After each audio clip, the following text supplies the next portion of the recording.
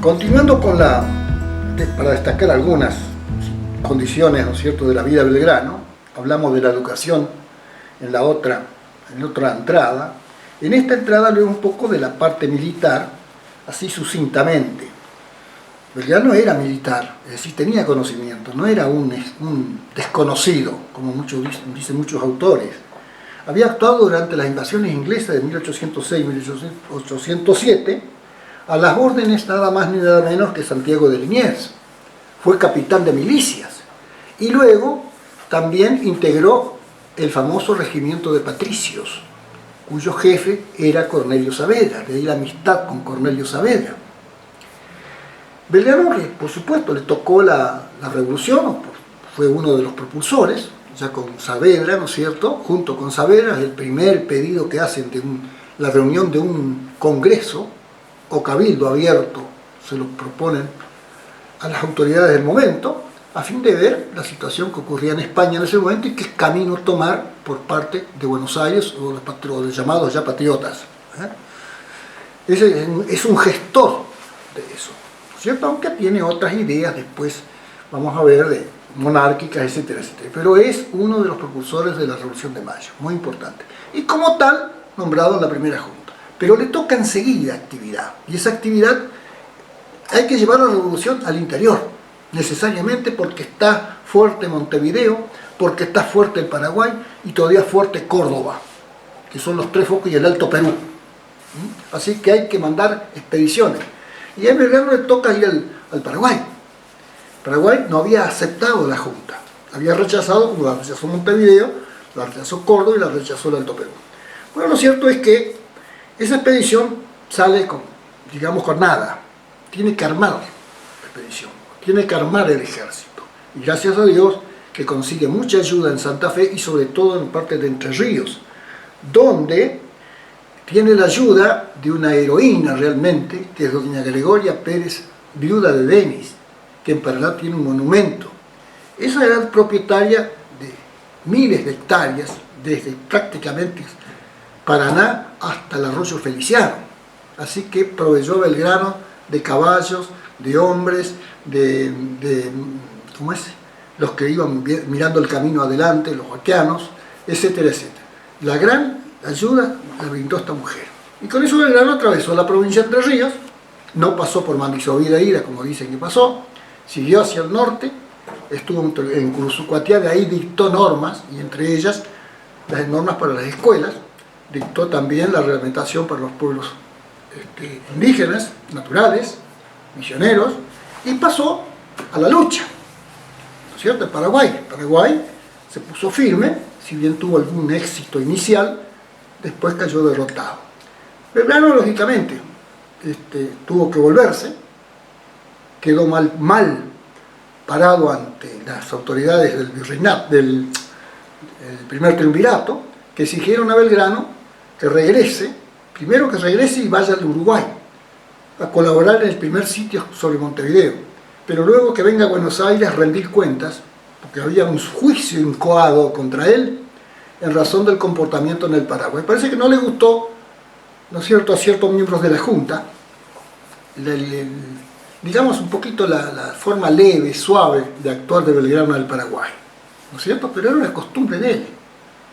Ellos querían existía un reglamento que había que actuar con fuerza, inclusive si era posible fusilamientos, es decir, una serie de, como hicieron después en Córdoba con los cautivos y entre ellos Liniers.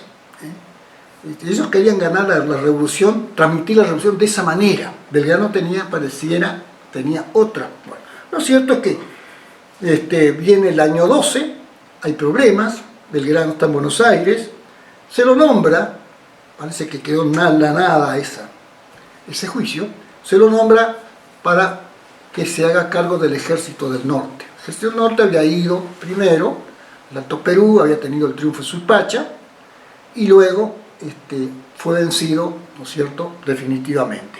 Entonces, ese ejército maltrecho, Belgrano tiene que hacerse cargo de ida, pasa por Rosario, provincia de Santa Fe, y bueno, allí es cuando crea la bandera, etcétera, etcétera, y se va al norte, allá la hace jurar a la bandera.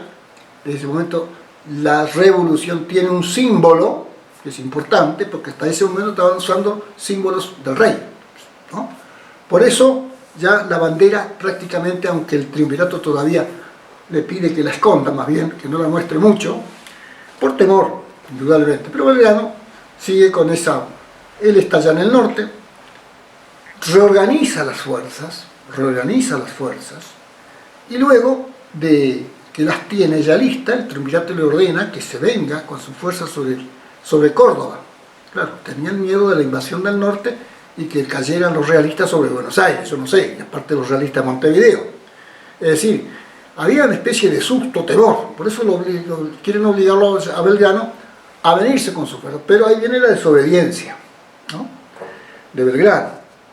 El pueblo, el éxodo jujeño es una demostración de que el pueblo lo acompañaba y que además cuando llega a Tucumán, el pueblo tucumano le pide que se quede, que no avance, que no se vaya. Y Belgrano se queda, hace caso omiso a lo que le decía el triunvirato. Y por eso es que obtiene el famoso triunfo de Tucumán y luego el de Salta. Dos triunfos magníficos que por el momento desahogaron la presión en el norte por parte de los realistas. Pero la guerra sigue, y cuando ya Belgrano ingresa en el Alto Perú concretamente, allí es donde recibe los dos desastres prácticamente que fueron Vilcapugio y Ayohuma. Belgrano con eso termina, lo sucede San Martín, y ahí viene San Martín, que es, digamos así, un poco la entrevista con Belgrano, después con Güemes, y se conforma ese triunvirato por la... Que, digamos así, acepta cuál es el plan continental que San Martín tiene, de llegar al Perú, al eje realista, pero necesita Belgrano se pone a sus órdenes, a pesar de lo difícil que pasaba, momentos de enfermedad muy graves, muy fuertes, muy continuas, y también Güemes. Entonces San Martín se va tranquilo de allí a organizar su ejército en Cuyo, contando ahora con Güemes, que le defiende o le va a defender la frontera, y Belgrano. Belgrano se va a hacer cargo de nuevo del ejército del norte, parece mentira. Lo mandan a través de Belgrano, pobre Belgrano va, obedece, pero indudablemente que no es poco, no puede hacer mucho debido a su dolencia. Por eso es que Belgrano después se viene. Bueno, eso es, digamos, las campañas militares de Belgrano, donde puso todo el empeño, todo lo que él sabía. A veces tenía digamos, una condición de organizador de las fuerzas, y ciertamente era obedecido, y ciertamente lo querían. Incluso sus prácticas religiosas lo daban a conocer, muy devoto de la Virgen de la Merced. Bueno, Belgrano después se viene, ya cansado, entrega el ejército del norte. Ahí va Rondó a hacerse cargo del ejército, que después le va a tocar Sipe y otras batallas donde lógicamente van a ser derrotados nuevamente.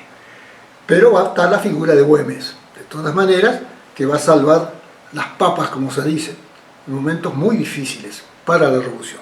Belgrano se vuelve a Buenos Aires, ¿cierto? Porque él tiene necesidad de estar en Buenos Aires y recibir los remedios. Él sufre muchos problemas, muchas enfermedades, reumatismo, tiene una afección ocular, tiene vómitos de sangre, tiene paludismo, hidropesía, cirrosis hepática.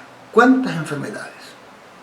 Y él, sin embargo, cumplió con la patria, con todo eso, todo ese peso encima, y pobre encima, ¿no es cierto? Así que vino a Buenos Aires, y justo cuando llega a Buenos Aires está en un hervor, la famosa crisis del año 20 en Buenos Aires, ¿no? Crisis política, donde todos jugaban el poder por el poder, o se jugaban por el poder. Y llega Belgrano y muere, ¿no es cierto?, el 20 de junio. Ahí, solo rodeado de su médico y 2 o 3 familiares. Nadie se percató de que Belgrano había muerto. Y eso que existían 2 fuentes de información, que eran la Gaceta de Buenos Aires y el Argos, otro periódico. Ninguno de los 2, ¿no?, se hizo eco de la muerte. Recién, 7 días después, el que va a dar la noticia va a ser un fraile, el padre Francisco de Paula Castañeda. Un fraile que nadie lo paraba, ni Rivadavia lo pudo parar. Y ese hombre va a ser el que va a dar esa información, y recién después, el 8 de mayo, se va a hacer un funeral en la misma iglesia de la Merced, presidido por Domingo Belgrano, un hermano que era sacerdote. Y luego, oficialmente, recién después, el día siguiente, lo va a hacer el gobierno así medio escondido, ocultando un poco la cosa. Por eso Francisco de Paula Castañeda va a reaccionar ante esta situación y va a hacer una elegía, porque era escritor, hacía versos, con un título que dice: un gaucho que llora la pérdida irreparable del general Belgrano.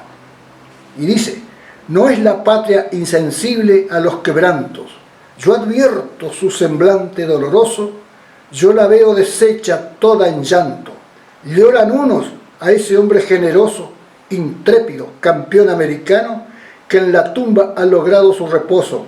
Lloran porque triunfando del hispano murió para vivir en nuestra historia, como un gran adalid, como un Belgrano. Ya lo dije, y su nombre la memoria de sus hechos recuerda, y las acciones que del sur llenarán toda la historia.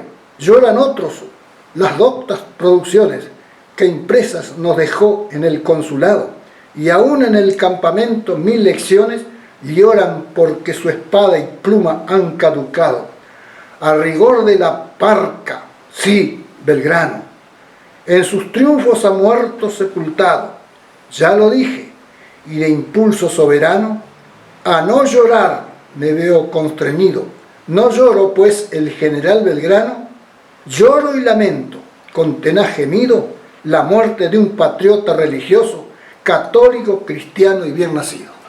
Eso fue la elegía del padre Francisco de Paula Castañeda, que era un franciscano. Muy bien.